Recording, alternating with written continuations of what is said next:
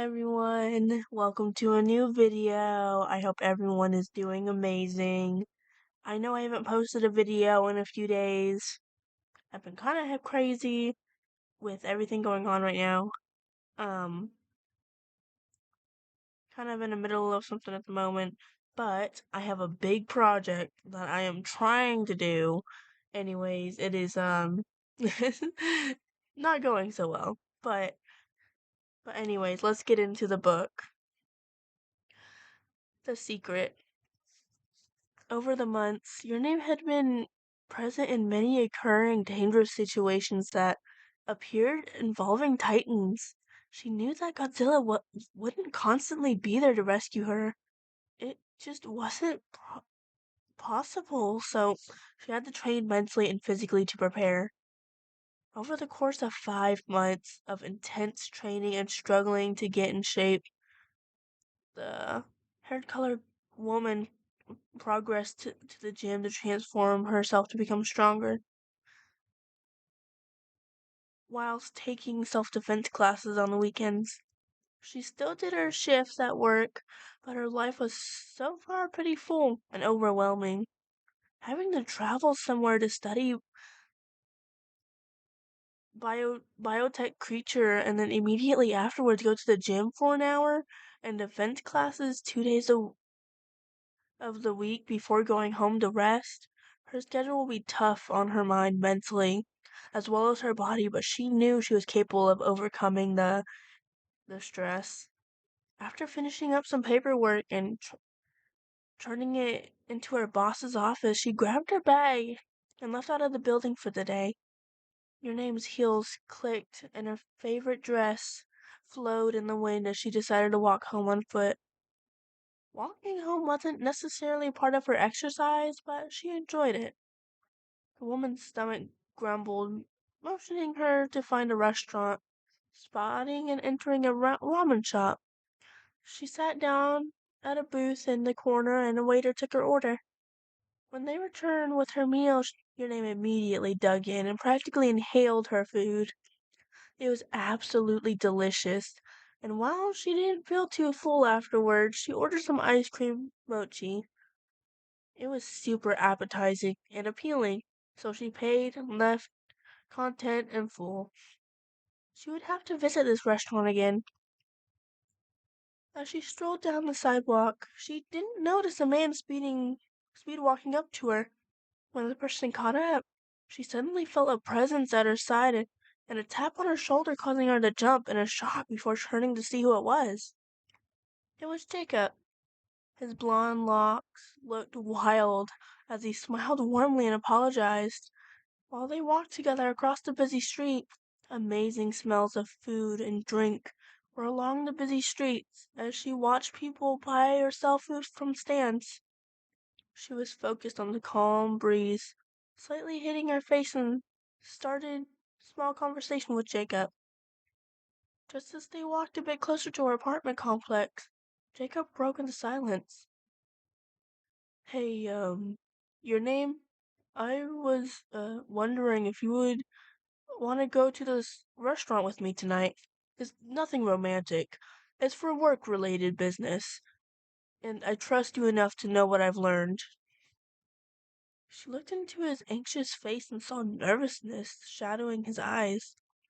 What was bothering him? What information? Did he do something bad, or was it something entirely else, job-related? She replied with a yes, and they discussed the time and place. They would meet at sushi restaurant with a built-in bar at the back. The time to go there was 7:00 p.m., so she had some time to get ready since it was only 6:13 p.m. Even after eating from the ramen shop, she knew she could probably eat more. They both split their ways and went home to get ready for work-related dinner. Time skipped to the restaurant. The favorite colored hair girl and Jacob were currently sitting at a corner booth for privacy, and because it was up against the wall. Waiter came to our table and wrote down our drinks and meal orders. After they left, Jacob took a beige folder out of his bag and slid it over to your name. They waited a bit so things could settle down and their food could be given without any interruptions. Before she could ask what was in it, he came closer to your name and whispered, "It's about this secret project of some sort that an organization is making. The organization is called SOP, or Save Our Planet. They sell these devices that basically clean the air and the water from pollution and radiation. It's covering up something big. I know for sure. It's some type of formula, but I don't know what. My theory is that it could change a living being's DNA, like turn them into a frog, into an alligator, or something of that sort. You can't tell anyone about this because only you and me know. I've been doing some secret missions of my own, and I don't like what they're cooking up behind the scenes. In this folder is what I know. Took photos discreetly, and the business itself. They're doing something shady and under the radar, so I need your help uncovering it." After he had explained what he knew about this knowledge, your name took some time to piece what Jacob said together. She finally understood and opened the folder, revealing its classified contents. Inside were multiple photographs, images of some of the company's employees, and important figures like the head of the actual organization, Mr. Zink. Zing. The evidence showed many photos of him meeting with some unknown clients, most likely chatting about his project of his. She turned the many papers and pages after page of handwriting or snapshots of physical information were printed, filling the whole thing. She scanned over much as she could, and finally scanned her eyes on the last photo while Jacob watched out for anyone. It was some type of secret underground lab, but very sketchy looking. Metal tables were aligned in perfect rows and bright lights dangled above. Metal stools stood underneath the tables. What shocked her the most was on the table themselves. Glass containers of different shapes and sizes holding colored liquids were heated and transferred around, organized in a strange swirly pattern, as if some type of liquid, gas, or solid was being created. Colors of all sorts were in glasses, and some bubbled and fizzed from the heat or maybe mixing with the other chemicals. On the tables against the walls were glass tubes filled with some strange bright blue color. They glowed bright and glowing, keeping the attention on them. The tables were blurred and too far away she couldn't clearly see, but it looked as if print said Muto blood. Wait, what? What did they have?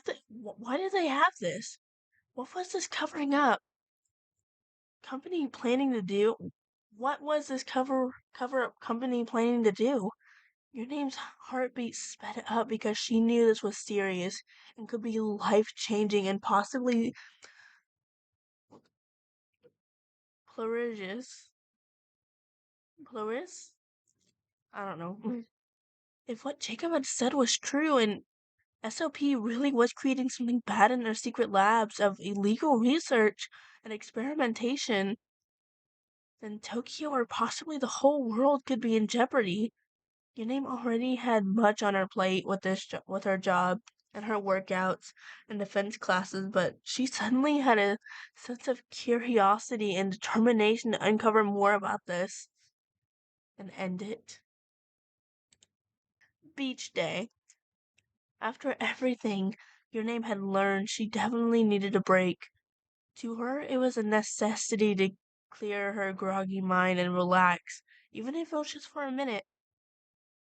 The woman sat on her couch at home, typing away on her computer on different beach locations in Japan that were pretty popular, but not too crowded. After some intense digging, she finally found the perfect place. Your name wasted no time, grabbing her big red bag from the closet and ravaging through her closet and drawers for a swimsuit and all the essentials. After locating the lavender towel, sunblock, mini cooler, a white thin robe for covering up to go home, and lastly, her swimming suit. It was a blue two-piece swimwear that tied together in the back, and, and the actual bikini cloth had two rectangular shapes in the front for decor. In all, she looked smoking. Nonetheless, the swimsuit acquired the words Laboratory of Science printed in fancy, straight-lettered words on the left breast side. They might as well have given the woman a whole new wardrobe filled with their brands of clothing to her. It seemed the company had an outfit for every occasion that popped up. After tying her luscious locks into a high ponytail and rubbing the sunblock onto her skin, with the robe covering her swimsuit with sandals, she collected the red bag and cooler filled with snacks and drinks. After she locked the front door, she followed the corridor into the lobby, with the elevators until she made it outside, her friend waiting patiently for her on the beach. After hanging out with her over the longest stressful weeks after the spa, Renee gradually became a little more annoyed with her friend. Why? Because of him.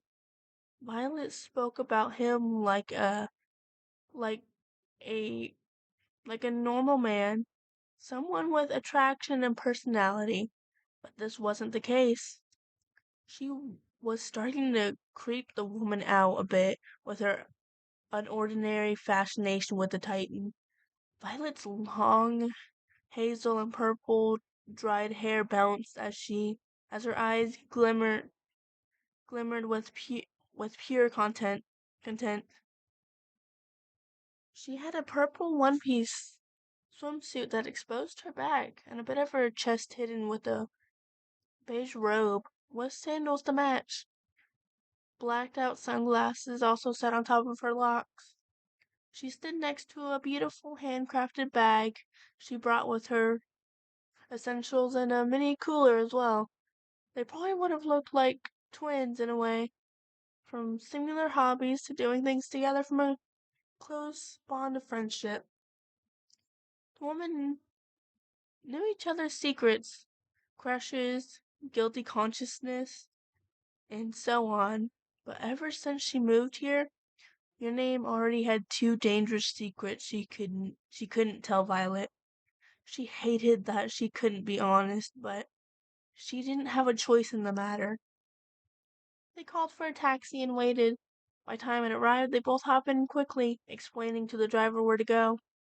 When they arrived to the parking lot, to the entrance of the beach, they exited the vehicle, Violet paying the driver before strolling to the beautiful beach.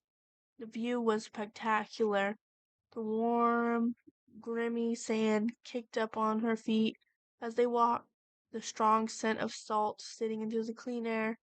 They, the bright sun wasn't burning hot, and the population of people accounted for wasn't very crowded, which was a huge relief. Only a few families and friends occupied areas in the whole place, leaving more vari- varieties of spots to choose from. The woman chose to sit away from the others in a secluded spot with a good steady foundation for setting up the tent that Violet had packed into her bag. After finishing setting up, Yuname and Violet plopped down onto the designated towels, robes and sandals off to the side, and bags and snacks and drinks sitting in piles of ice, the two coolers ready to be of use. After what seemed to be a peaceful, euphoric moment of enjoying the warm weather in a shade of the tent while relaxing their muscles, not having to think a million jumbled thoughts of work or Jacob's discovery at all, something came into your name's mind. The beach. The first place she encountered Godzilla and being saved by him. What were the chances that he would know where she was? Why rescue her? A meat bag. There are billions of humans, and he decided to help her. That had to be a coincidence, right? It's like an anteater sparing an ant's life for some strange unknown reason. She didn't know. Maybe the lack of having fun was really getting to her head. She sighed and finally gave up on her mental argument in her brain. She opened her sleepy eyes and noticed that Violet had fallen asleep. So peaceful. 1 hour later, her mind was blank and she felt at peace. She didn't know what direction her body was in since she was floating in the black abyss. Suddenly, she felt something warm on her shoulder. Someone was shaking her. Felt like hands. Wait, did she fall asleep? Wow, not surprising though after the seducing heat and cool winds swayed her into sleep. She cracked open her orbs and noticed Violet slowly shaking her awake. Wake up, sleepyhead. It's already 4:30 in the afternoon and the sun isn't as hot as it was before, so let's go back to your place. Your name sleepily nodded before stretching and packing up. When they passed the trash can, they threw away their trash, and a taxi was waiting for them. When they got to the almost empty parking lot, V must have already called one beforehand, or while she was taking a nap. They got into the car, and the same driver from earlier was given the destination to drop them off.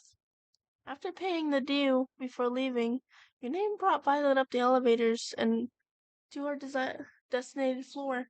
Unlocking her door, they both exhausted walked in.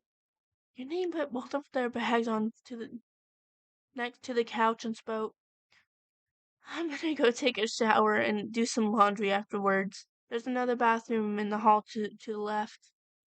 V nodded and picked out some clean clothes from a brown bag to take a shower.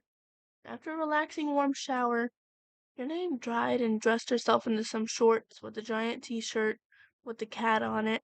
She blow-dried her hair and moisturized her face. Afterwards, she then walked into the living room, automatically seizing the drenched swimming suits and towels, bringing them to the laundry machines. As the cloth items were beginning the stage of washing, her friend came out from the bathroom and sat down on the sofa. Soft red couch, sitting down in her frog onesie. Of course she did. She always did prefer comfier clothing, and onesies were part of that fluffy category. The woman despaired disappeared into the kitchen to cook up some hot, steaming cups of hot chocolate for the both of them. Suddenly Violet yelled, I want I want lots of marshmallows in mine.